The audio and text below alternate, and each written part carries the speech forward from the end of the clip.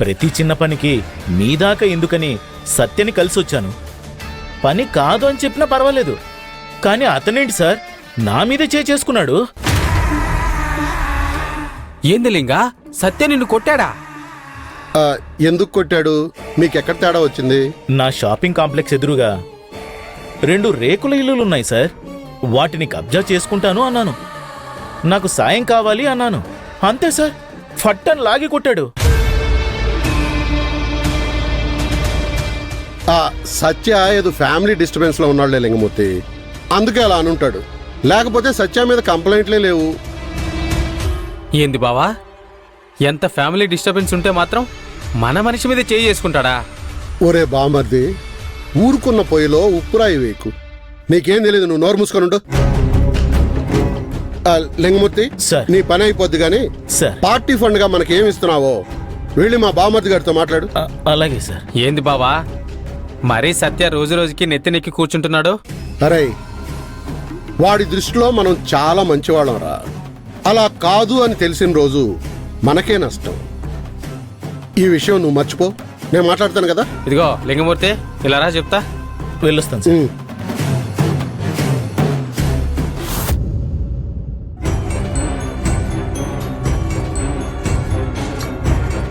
సంధ్య madam, Lingamurthy గురించి ఏమైనా recent గా కంప్లైంట్స్ వచ్చాయా? ఏ లింగమూర్తి మేడం? అదే కబ్జాలు చేస్తూ ఉంటాడు చూడు, కబ్జాల లింగమూర్తి.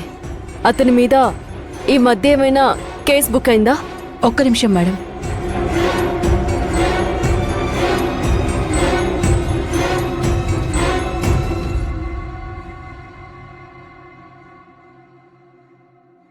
మేడం, అతని మీద చాలా కేసులున్నాయి.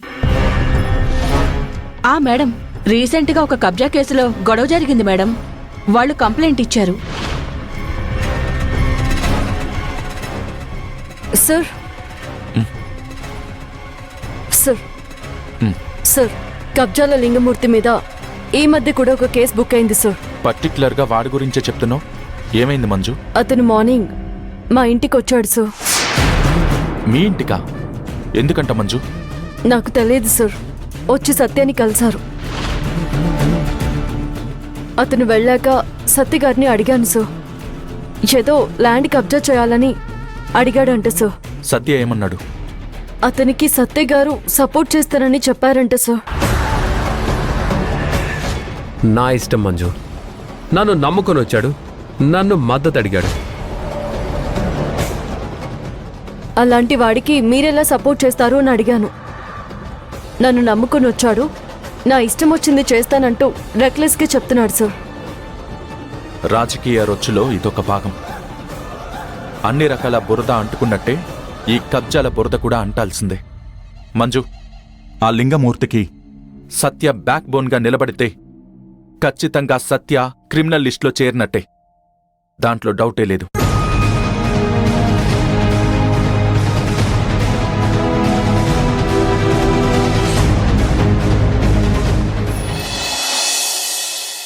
బావా, ఎందుకైనా మంచిది సత్యాన్ని ఇంకా ఇంకా పైకెత్తడం అంత మంచిది కాదేమో.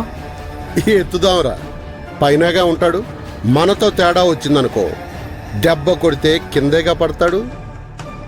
అర్థమైంది బావా, ఎత్తుకుంది ముద్దొచ్చి కాదన్నమాట, తేడా వస్తే కింద పడేయడానికన్నమాట.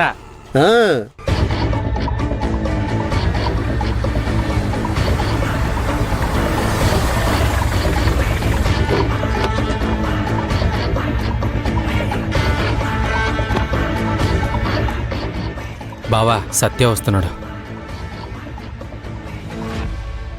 రా సత్య. నమస్తే. నమస్తే. లింగమూర్తి ఏమైనా నీ దగ్గరకు వచ్చాడా? వచ్చాడన్నా. వాడు నువ్వు కొట్టావా? అవునన్నా, కొట్టాను.